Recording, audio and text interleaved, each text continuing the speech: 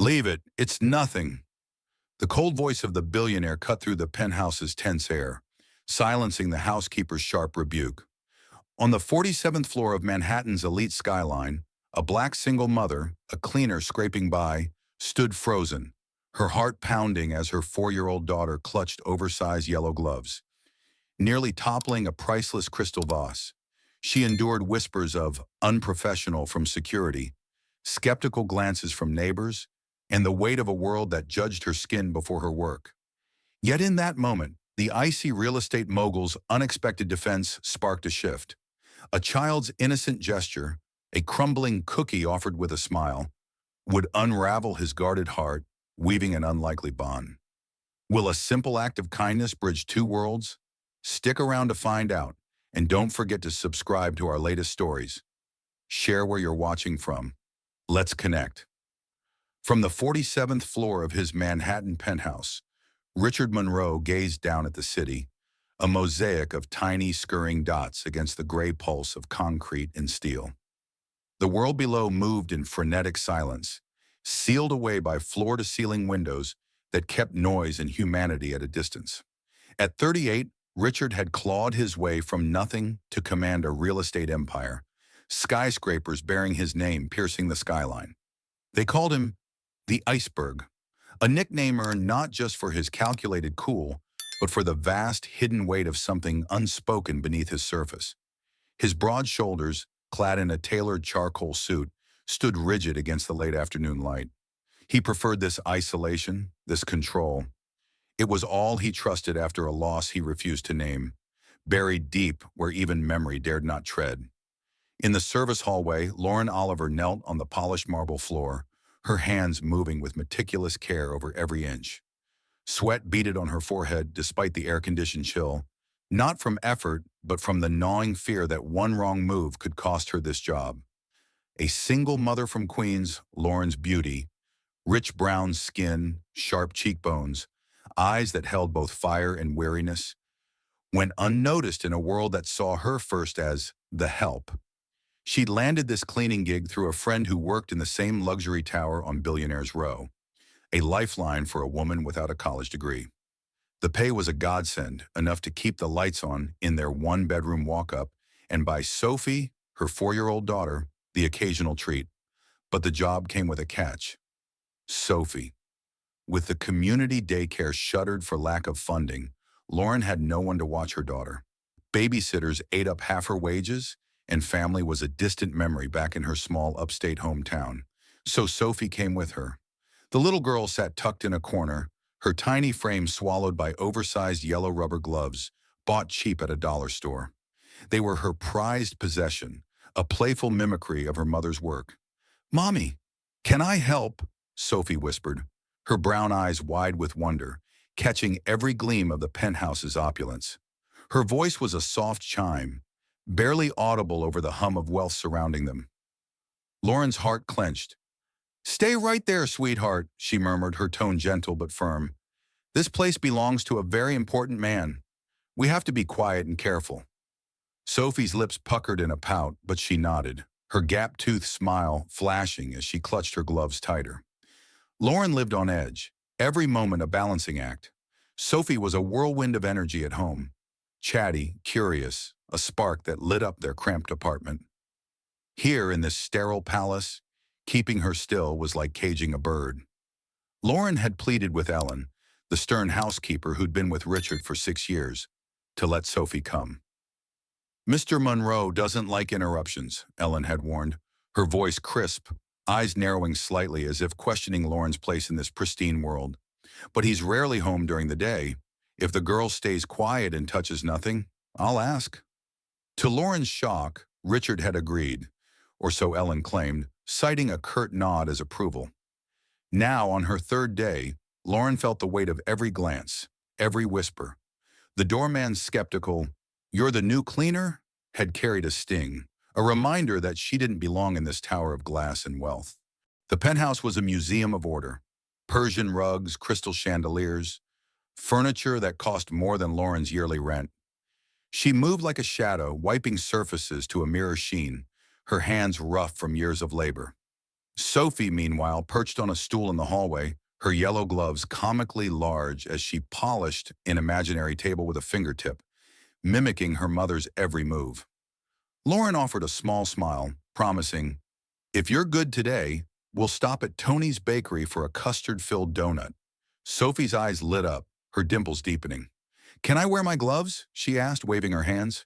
"Okay, but stay close," Lauren said, her voice a mix of love and caution. Richard in his study skimmed contracts, the silence broken only by the faint rustle of paper.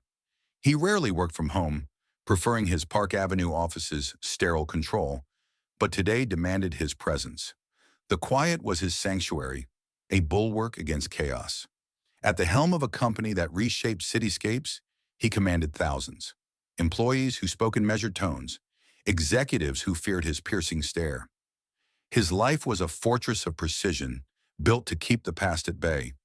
Yet even here, the faint clink of cleaning tools reached him, a reminder of the world beyond his walls. Then it happened. A sharp gasp from the hallways snapped Richard's focus. He stepped out to find Ellen, her face flushed with indignation, scolding Sophie.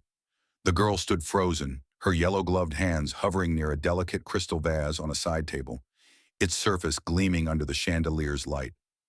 "Be careful," Ellen snapped, her voice low but cutting. "This isn't a playground. You can't just touch things." The words carried an edge, a subtle jab. "People like you don't belong here." Lauren, bucket in hand, dropped to her knees beside Sophie, her face a mask of panic. "I'm so sorry," she stammered, her voice trembling as she steadied the vase. "She didn't mean to.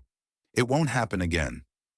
Her eyes darted to Ellen, then to the floor, bracing for the consequences. Richard stood in the doorway, his presence filling the space like a storm cloud. Ellen straightened, her lips parting to explain, but he raised a hand, silencing her. His gaze locked on Sophie, who looked up at him, unafraid, her gloves absurdly bright against the muted elegance. "Leave it," he said, his voice low, cold but not unkind. "It's nothing." The words landed like a shockwave. Ellen's jaw tightened, her eyes flickering with surprise, and something like resentment. Lauren's breath caught, her hand still gripping the vase as if it anchored her to the moment. Richard's gaze lingered on Sophie, then shifted to Lauren, a fleeting softness in his eyes that neither woman could name. Without another word, he turned back to his study, leaving the hallway heavy with unspoken questions. Lauren exhaled, pulling Sophie close. "You okay, sweetheart?" she whispered. Sophie nodded, her gloves flapping as she hugged her mother. "I was just helping," she said, her voice small but earnest. Lauren's heart ached, torn between relief and dread. She'd felt the weight of Ellen's words, the unspoken judgment that followed her everywhere. On the subway, in the grocery store, even here, where her competence was questioned before it was seen. The doorman's earlier comment echoed, "Make sure you know your place." Yet Richard's intervention, brief as it was, felt like a shield, however temporary. She couldn't shake the feeling that she was walking a tightrope, one misstep away from losing everything. In his study, Richard sat, the contract forgotten. His fingers tapped the desk, a rare break in his composure. The image of those yellow gloves, too big for the tiny hands wearing them, lingered. They were out of place in his world of order, yet they stirred something, a memory, a feeling he'd long buried. He pushed it down, focusing on the numbers before him. Control was his anchor, his empire built on it. But as the faint sound of Sophie's whisper reached him, "Mommy, is the important man mad?" He felt the first crack in his carefully constructed ice. For the first time in years, Richard Monroe wondered if silence was all he wanted. The penthouse hummed with its usual sterile quiet, a fortress of glass and marble where every surface gleamed under Lauren Oliver's careful hands. She moved through the living room, her cloth gliding over a mahogany console, her reflection a fleeting shadow in the polished wood. Each motion was deliberate, born of necessity. She couldn't afford a mistake in this world of wealth that wasn't hers. Her daughter Sophie sat cross-legged in a corner, her oversized yellow rubber gloves glowing like beacons against the muted elegance. The 4-year-old's eyes sparkled with curiosity, darting from the chandelier's prisms to the city sprawled beyond the windows. Lauren's heart tugged at the sight, Sophie's innocence was a light she guarded fiercely, especially here, where judgment lingered in every glance. Lauren had felt it again this morning. As she'd entered the building, the security guard, a new face, all stiff posture and clipped words, had scanned her ID with exaggerated scrutiny. "You're the cleaner, right? Just stick to the service elevator," he'd said, his tone carrying a subtle edge, as if her presence needed justifying. Lauren had nodded, her jaw tight, guiding Sophie past the lobby's gleaming marble with a hand on her shoulder. It wasn't new, this undercurrent of being other, the assumption that her brown skin marked her as less, no matter her skill. She'd learned to swallow it, to keep moving, for Sophie's sake. The job paid too well to risk, and every dollar went toward her daughter's future, a dream bigger than their cramped queen's apartment. In the penthouse, Sophie was a quiet whirlwind, her energy barely contained. She'd taken to helping by mimicking her mother's cleaning, her gloved hands swiping at imaginary dust. Lauren kept her close, whispering reminders to stay still, to touch nothing. The memory of the near disaster with the crystal vase still haunted her, Ellen's sharp words echoing, "This isn't a playground." But today, Sophie seemed content, humming softly as she arranged her small lunchbox, a thrift store find with a faded cartoon princess. Inside was her treasure, a vanilla wafer nibbled at the edge, saved from her lunch. Lauren caught her daughter's eye and smiled. "Stay right here, okay? We're almost done." Richard Monroe, meanwhile, lingered in his study longer than usual. He wasn't supposed to be home. His schedule typically kept him at his Park Avenue office, where deals reshaped skylines. But today, a rare gap in meetings had brought him back to the penthouse. He sat at his desk, a contract open but unread, his mind drifting to the faint sounds from the hallway. Sophie's soft hum, Lauren's murmured instructions. He couldn't explain why he'd started adjusting his hours. Why the presence of the child in those absurd yellow gloves tugged at something he'd long buried. Control was his currency, yet these small disruptions felt like cracks in the ice he'd built around himself. It happened at noon, as Lauren polished a silver frame in the dining room. Sophie, restless after hours of sitting, had wandered a few steps from her corner, her lunchbox clutched tightly. She spotted Richard emerging from his study, his tall frame casting a shadow across the hall. He froze, unaccustomed to such direct encounters in his own home. Sophie, undaunted, looked up at him, her brown eyes wide and fearless. "Would you like a piece of my cookie?" she asked, her voice clear and bright, holding out the crumbling vanilla wafer. "Mom says it's polite to share." The air stilled. Lauren, catching the scene from the corner of her eye, felt her stomach drop. She rushed forward, words tumbling out. "Sophie, honey, come back here. I'm so sorry, Mr. Monroe. She didn't mean to bother you." Her voice trembled, her mind racing with visions of losing this job, of returning to scraping by. Ellen, appearing from the kitchen, froze in the doorway, her lips parting in shock. The billionaire, the man who made executives stammer, was being offered a cookie by a 4-year-old in oversized gloves.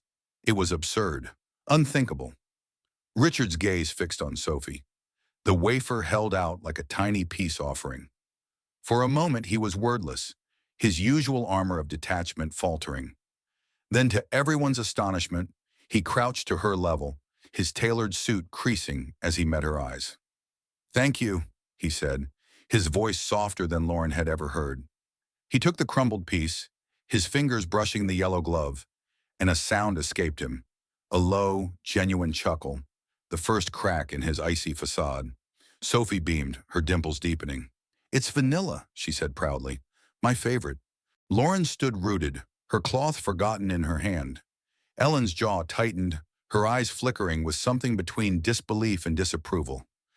"A child from Queens doing what no one else dares," she muttered under her breath, too low for Sophie to hear, but loud enough for Lauren to catch the sting. The words carried a familiar weight, a reminder of the whispers that followed her everywhere. At the grocery store, where a cashier had once asked if she was sure she could afford her cart. On the subway, where a passenger had clutched their bag tighter when she sat nearby. Lauren forced a steady breath, her hand tightening on Sophie's shoulder. "Come on, sweetheart," she said, guiding her back to the corner. Richard stood, the cookie fragment still in his hand, his expression unreadable but softer, as if a long-forgotten warmth had stirred. He glanced at Lauren, a fleeting look that held something she couldn't name, gratitude perhaps, or curiosity. "She's no trouble," he said, his tone clipped but not unkind, before retreating to his study. The door closed with a soft click, leaving the hallway heavy with the weight of what had just happened. Lauren knelt beside Sophie, her heart still racing. "You can't just talk to Mr. Monroe like that, okay? He's very busy." Sophie tilted her head, puzzled. "But he smiled, Mommy. He liked the cookie." Lauren sighed, brushing a curl from her daughter's face. The innocence in Sophie's eyes was a shield against the world's harsh edges, but Lauren knew how fragile that shield was. She'd felt it in the lobby earlier, when another tenant had passed her with a look that said she was invisible, or worse, out of place. "Just stay close," she repeated, her voice a mix of love and caution. In the days that followed, Richard's presence in the penthouse became more frequent. He'd linger in the living room, ostensibly reviewing documents, but his eyes would drift to Sophie, who'd taken to cleaning with her gloves, her movements a playful echo of her mother's.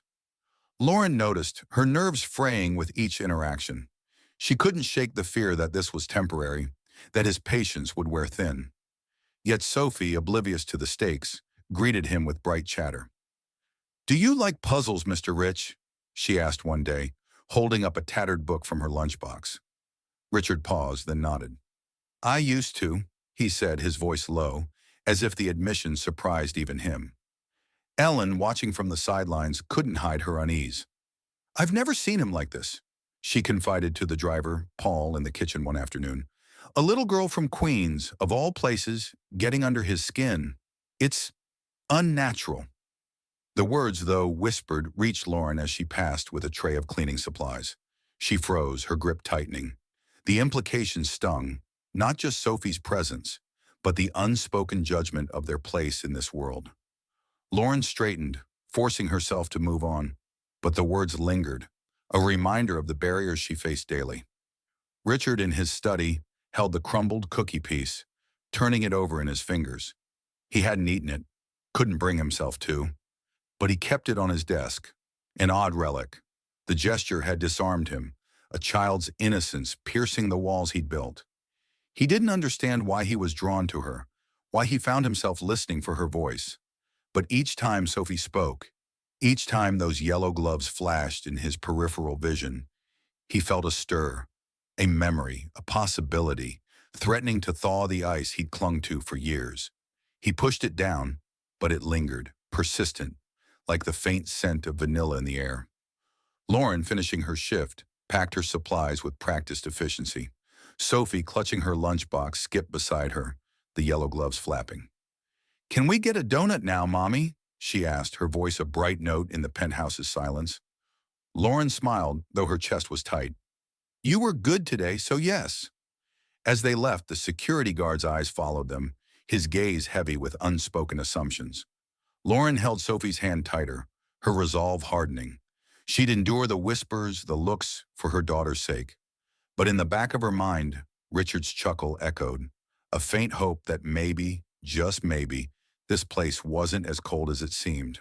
The Manhattan skyline glittered beyond the penthouse windows, a distant constellation of ambition and power, but Lauren Oliver felt its weight pressing down on her. She moved through her cleaning routine with practiced precision, her hands steady despite the knot in her chest. Each day in Richard Monroe's pristine world was a test of endurance, not just of her skill, but of her place in a space that seemed to question her right to exist within it. Sophie, her 4-year-old daughter, sat quietly in a corner, her yellow rubber gloves glowing like a defiant spark against the penthouse's muted elegance. Lauren's eyes flicked to her, ensuring she stayed still, her heart heavy with the unspoken rules they both navigated. The memory of Sophie's bold gesture, a crumbled cookie offered to the billionaire, had shifted something in the air, but Lauren couldn't trust it. Trust was a luxury she couldn't afford. The city's whispers followed her everywhere. Just yesterday, as she and Sophie left the building, a tenant in the lobby had glanced at them, then muttered to her companion, "They let anyone in here now." The words, sharp and casual, had cut deeper than Lauren let show.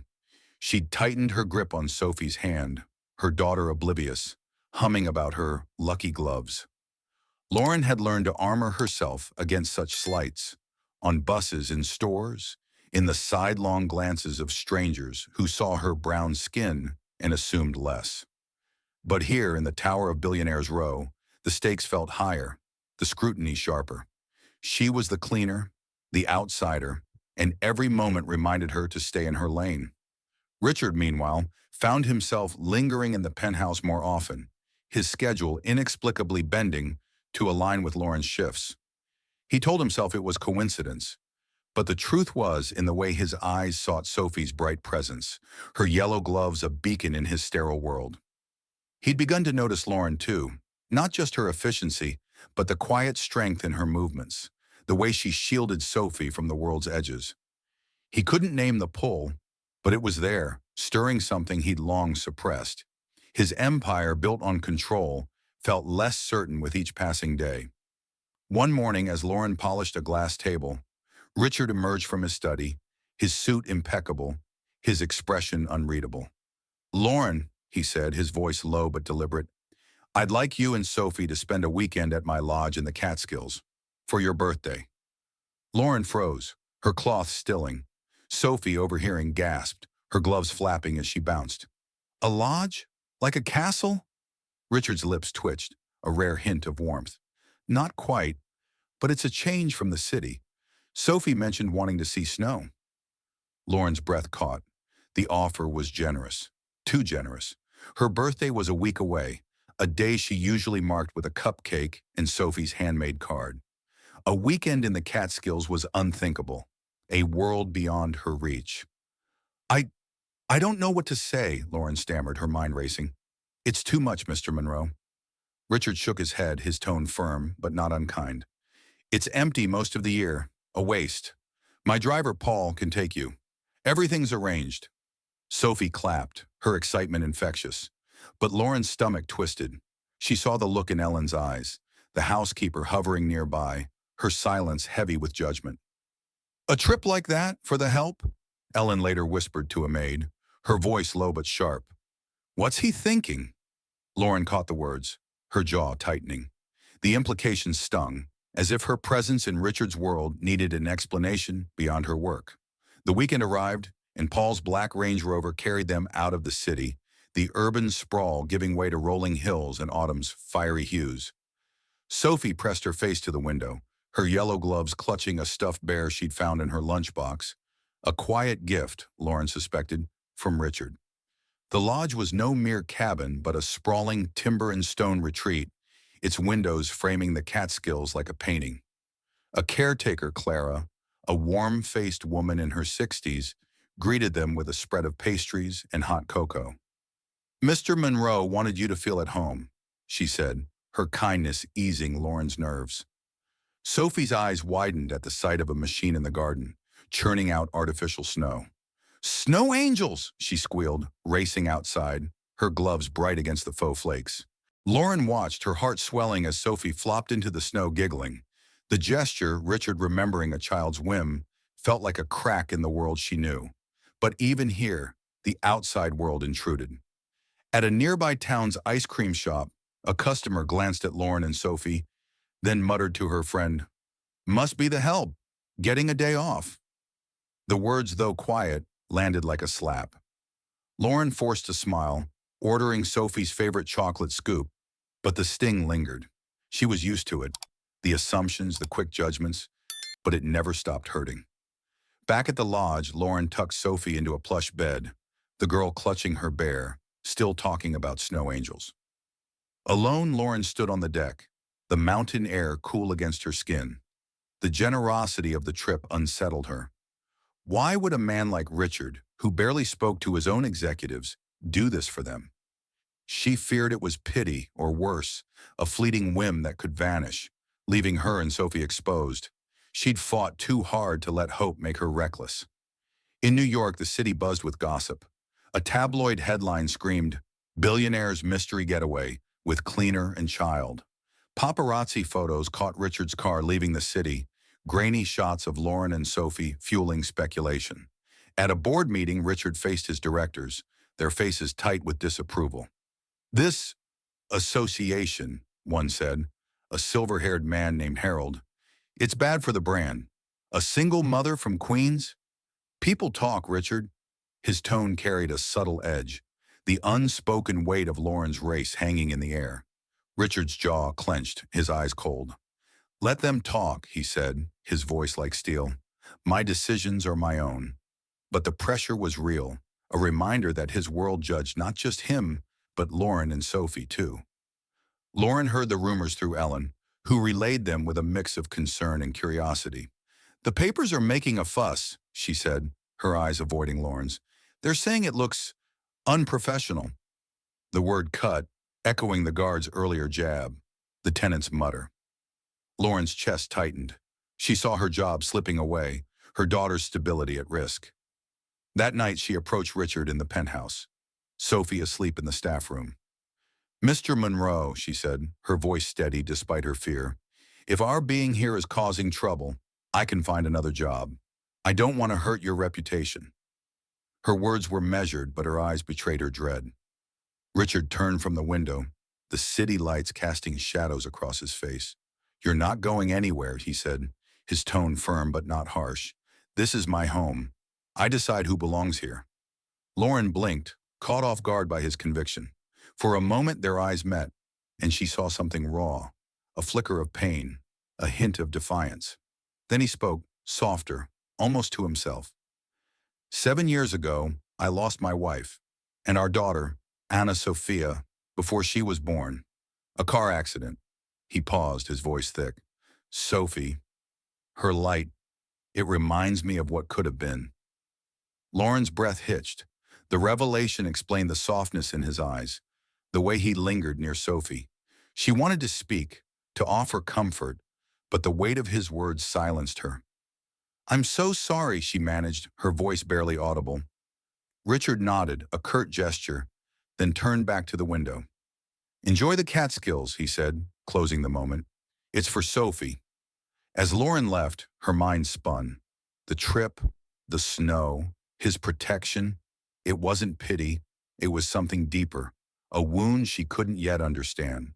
But the world's judgment loomed, and she wondered how long this fragile connection could hold against it. The penthouse gleamed under the morning light, its polished surfaces reflecting a world of order that Lauren Oliver navigated with quiet precision. She moved through the dining room, her cloth tracing the edges of a glass table, each swipe a silent act of defiance against the doubts that shadowed her. As a black single mother from Queens, she carried the weight of unseen judgments, whispers that questioned her place in this tower of wealth. Sophie, her 4-year-old daughter, sat nearby, her yellow rubber gloves a bright contrast to the muted luxury, her small hands busy with a coloring book. Lauren's eyes softened at the sight, but her chest tightened with the familiar fear of overstepping in a space that felt like it belonged to someone else. The city's undercurrents never relented. Just days ago, as Lauren and Sophie boarded the service elevator, a maintenance worker had muttered to a colleague, "She's lucky to be here, but bringing a kid, that's pushing it." The words, though hushed, stung like a slap, echoing the tenant's sneer from weeks prior. Lauren had learned to bury the hurt, to focus on Sophie's future, but each slight chipped away at her armor. She was more than a cleaner. She was a mother, a survivor, but to many in this building, her brown skin marked her as less. Yet Richard Monroe's unexpected kindness, his defense of Sophie, and the Catskills trip had planted a seed of hope she wasn't sure she could trust. Richard, too, was caught in a shift he couldn't fully grasp. He found himself lingering in the penthouse, drawn to Sophie's chatter and Lauren's quiet resilience. His empire, built on cold precision, felt less like a fortress lately. The memory of Sophie's cookie, offered with fearless innocence, had cracked something within him, and Lauren's steady presence deepened that fracture. He wasn't ready to name it, but he felt alive in ways he hadn't since the accident that stole his wife and unborn daughter. Today he sat in his study, reviewing a contract to redevelop a low-income neighborhood in Brooklyn, a project that would replace crumbling homes with sleek condos. It was business as usual, until Lauren's voice broke through.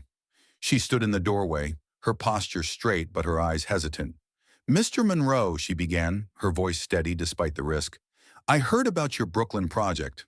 Those homes, they're not just buildings. People live there. Families like mine. You could build the tallest towers, but real greatness is making room for those who have nothing. Her words hung in the air, bold and unyielding, a challenge no one else dared voice. Richard's pen stilled, his gaze lifting to meet hers. For a moment, silence stretched, heavy with the weight of her courage. Ellen, passing by with a tray, froze, her lips parting in shock. No one spoke to Richard Monroe like that, certainly not the help. Richard leaned back, his expression unreadable. You're saying I should rethink the project? His tone was neutral, but his eyes held a flicker of respect. Lauren swallowed, her heart pounding. I'm saying those people deserve a chance to stay, not to be pushed out for profit. She braced for dismissal, for the cold rebuke she'd seen him deliver to executives. Instead, Richard nodded slowly, his fingers tapping the desk. I'll consider it, he said, his voice low but deliberate. Lauren exhaled, her hands trembling as she returned to her work. Ellen's glance followed her, sharp with disapproval, as if Lauren had crossed an invisible line. She's got nerve, Ellen muttered to the cook later, her tone laced with something bitter. Speaking out of turn like that. That evening, as Sophie napped in the staff room, Lauren sat in the penthouse kitchen, mending a tear in her daughter's jacket. The needle moved with care, each stitch a quiet act of love. Richard appeared, his presence unexpected, and set a steaming mug of tea beside her. You look like you could use this, he said, his voice softer than usual. Lauren glanced up, startled, her fingers pausing. Thank you, she murmured, unsure of his intent. As she reached for the mug, her hand brushed his, and she felt a slight tremor in his fingers, a fleeting vulnerability that caught her off guard. Their eyes met, and for a moment the room felt smaller, the distance between them shrinking. You meant what you said earlier, Richard said, not a question but a statement. Lauren nodded, her voice steady despite the flutter in her chest. I did. I've seen what happens when people like me get pushed out. It's not just business, it's lives. Richard's gaze held hers, searching, as if seeing her for the first time, not as a cleaner, but as a woman with a voice that mattered. He didn't respond, but the silence wasn't cold. It was weighted, as if he were wrestling with something unspoken. Lauren returned to her sewing, her hands steadier now, but her mind raced. Who was this man really beneath the iceberg's facade? The next day, they returned to the Catskills Lodge for a brief visit, a chance to retrieve Sophie's forgotten bear. The mountain air was crisp, the lodge as breathtaking as before, its stone paths winding through vibrant foliage. Clara, the caretaker, welcomed them warmly, but Lauren felt the weight of the outside world even here. At a local market, a shopkeeper had eyed her and Sophie, then asked pointedly, You with the Monroe party? His staff? The assumption, her role reduced to staff, pricked at Lauren's pride, but she smiled tightly, nodding for Sophie's sake. The girl, oblivious, clutched her bear, her yellow gloves flapping as she skipped ahead. Inside the lodge's kitchen, Lauren found herself teaching Richard to make pancakes, a task he approached with comical uncertainty.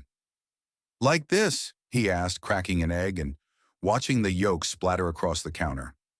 Lauren laughed, a sound that surprised her with its ease and guided his hand. Gentle, she said, her fingers brushing his. The moment was simple, domestic, a stark contrast to the penthouse's formality. Richard's usual control softened, his laughter joining hers as he tried again, the kitchen filling with the scent of batter and warmth. For the first time, Lauren saw him not as a billionaire, but as a man learning to live again, his guard lowering in the glow of the moment. Their connection deepened during a walk by a frozen lake, Sophie skipping ahead, her gloves bright against the icy ground. Suddenly a crack echoed. Sophie had wandered onto a thin patch of ice, her small body slipping through. Lauren's scream caught in her throat as Richard sprinted forward, plunging into the freezing water without hesitation.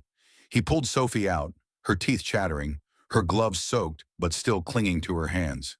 You're okay, he said, his voice rough with relief, wrapping her in his coat. Lauren rushed to them, her heart pounding, tears stinging her eyes as she held Sophie close. "Thank you," she whispered, her voice breaking. Richard's eyes met hers, raw and unguarded, and she saw something new. Fear, yes, but also a fierce protectiveness that went beyond duty. At the local clinic, as a doctor checked Sophie, a nurse glanced at Lauren, her tone skeptical. "Your family to Mr. Monroe, or just his staff?" The question, laced with assumption, hit like a familiar wound. Lauren straightened, her voice calm but firm. "I'm Sophie's mother. That's what matters." Richard, overhearing, gave her a look of quiet admiration, a silent acknowledgement of her strength. As they left, Sophie safe and warm, Lauren felt a shift. Richard's actions weren't just kindness. They were a claim, a choice to stand with them against the world's judgments. Back at the lodge, as Sophie slept, Lauren stood on the deck, the stars sharp above the mountains. Richard joined her, his presence steady. "You're not just a mother," he said quietly. "You're remarkable." Lauren's breath caught, the weight of his words settling over her. She saw the tremor in his hands again, the echo of a loss she didn't yet fully understand. In that moment, they were no longer just employer and employee. Something deeper, fragile but real, was taking root. But the world's eyes were still on them, and Lauren wondered how long this connection could withstand its scrutiny. Rain fell in a silver veil over Manhattan, cloaking the city in a soft, restless hum. From the penthouse terrace on the 47th floor, Lauren Oliver watched the skyline blur, her hands gripping the railing as if to anchor herself against the storm within. The past weeks had shifted her world. Richard Monroe's unexpected warmth, Sophie's fearless connection with him, the fragile bond growing between them. Yet doubt lingered, a shadow cast by a world that judged her before it saw her. As a black single mother, Lauren had faced enough sidelong glances and whispered slights to know that trust was a risk. The terrace where she now stood felt like a precipice, between hope and the fear that this newfound light could vanish. Sophie, her 4-year-old daughter, was inside, curled up in the staff room, with her yellow rubber gloves tucked beside her, a symbol of the innocence that had sparked this change. Lauren's heart ached with love for her, but also with the weight of what Richard's world demanded. The tabloids still buzzed with their story, their headlines sharp with insinuation, and Lauren felt the sting of being reduced to the cleaner in their narrative. Just yesterday, a delivery man had eyed her in the lobby, his tone clipped as he asked, "You're with Monroe? What's your role here?" The question, layered with assumption, had forced her to swallow her pride and answer simply, "I work for him." But she was more than that, wasn't she? The question gnawed at her. Richard stood in his study, the city's lights casting long shadows across his desk. The contract for the Brooklyn redevelopment lay untouched, Lauren's words from weeks ago still echoing. Real greatness is making room for those who have nothing. He'd begun to rethink the project, a shift no one in his boardroom expected from the man they called the iceberg. But it wasn't just business that unsettled him. It was Lauren, her strength, her quiet defiance, the way she loved Sophie with a fierceness that stirred memories he'd buried. He'd built walls after losing his wife and unborn daughter, but Sophie's yellow gloves and Lauren's steady presence had cracked them open. He couldn't hide from it anymore. He found Lauren on the terrace, rain misting her hair, her eyes fixed on the city below. "Lauren," he said, his voice cutting through the soft patter. She turned, startled, her expression guarded but soft. "Mr. Monroe," she began, but he shook his head. "Richard," he corrected, stepping closer. "After all this, it's Richard." The words carried a vulnerability that made her breath catch. He stood beside her, the rain a quiet rhythm between them. "These past months," he said, his voice low but steady, "they've changed me. I was existing. Work, contracts, control. That was enough, or so I thought." He paused, his hands tightening on the railing. "Then Sophie offered me that cookie. And you showed me what it means to fight for something real." Lauren's heart raced, her mind wrestling with his words. She wanted to believe him, but fear held her back. Fear that this was pity, a fleeting kindness born of his loss. "Richard," she said, her voice trembling, "why us? I'm just the cleaner. Sophie's just a kid. You could have anyone, anything. Why this? The question hung heavy, raw with her doubt. Richard turned to face her, his eyes intense, unguarded. Because you make me feel alive, he said, his voice breaking slightly. For 7 years, I lived like I died with my wife and daughter. I built this empire to keep the world out. But you and Sophie, you broke through. I don't want to just exist anymore. I want to live. And I only feel that when I'm with you. The rain fell harder, soaking his suit, but he didn't move, his gaze locked on hers. Lauren's chest tightened, tears mingling with the rain on her cheeks. She'd fought her own feelings, convinced they were gratitude, not love, that a man like Richard couldn't want someone like her, a black woman from Queens, a single mother with nothing but her daughter and her grit. I was afraid, she admitted, her voice barely above a whisper. Afraid this was about Sophie, about your loss. Afraid I was misreading you.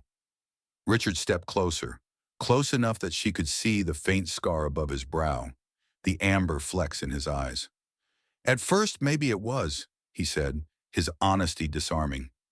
Sophie reminded me of what I lost. But you, your strength, your heart. I fell in love with you, Lauren. The words hit like a thunderclap, shattering her doubts. She opened her mouth to speak, but he raised a hand gently. I know it's a lot. I know the world out there. He gestured to the city below. Will judge us, question us. But I don't care what they think. I love you. And Sophie, like she's my own. Lauren's tears fell freely now, her heart pounding. I love you too, she blurted, the words spilling out before she could stop them. Richard's eyes widened, surprise flashing across his face, as if he hadn't dared hope for her answer. He took her hands, his touch warm despite the rain, and for a moment the world faded. Only the two of them remained, rain-soaked and real. Inside, Sophie stirred, her gloves clutched in her sleep, unaware of the moment unfolding. But the world wasn't done with them. The next day, Richard faced his board, their faces a gallery of disapproval. Harold, the silver-haired director, leaned forward, his voice sharp. This relationship, Richard, it's a liability. A cleaner from Queens? It's not just optics. It's inappropriate. The word dripped with disdain, the unspoken weight of Lauren's race hanging in the air. Richard stood, his posture commanding, his eyes like steel. If it's a choice, he said, his voice ringing through the room, I choose them. Lauren and Sophie are my family. The boardroom fell silent, shock rippling through the suits. Harold's jaw tightened, but Richard didn't waver. He walked out, leaving their protests behind. Lauren, unaware of the confrontation, felt the city's eyes on her as she left the penthouse that evening. A paparazzo lingered outside, snapping photos, his lens a reminder of the scrutiny they faced. Hey, you're Monroe's girl, right? He called, his tone mocking. Lauren ignored him, her hand tight around Sophie's. But the words burned. She was more than Monroe's girl, more than the narrative they spun. She was Lauren Oliver, and she was enough. The Catskills beckoned again, this time for a wedding, a quiet, intimate ceremony in the lodge's gardens. Lauren stood in a simple ivory dress, her beauty radiant, her eyes bright with love and defiance. Sophie, the ring-bearer, wore a tiny white gown, her beloved yellow gloves tucked away as a keepsake, replaced by delicate satin ones for the day. Richard, in a tailored suit, looked at them both with a warmth that melted the last of his icy facade. As they exchanged vows, Clara, the caretaker, wiped a tear, and Paul, the driver, grinned from the small crowd. Ellen, once skeptical, stood with a soft smile, her doubts softened by the truth of their bond. The reception was simple, the garden alive with laughter and music. Sophie danced between tables, her satin gloves glowing under the string lights. A guest, an old friend of Richard's, leaned to another, whispering, "He really chose her. I thought it was just charity." Richard, overhearing, smiled calmly. "I chose happiness," he said, his voice clear, "something you'll never understand."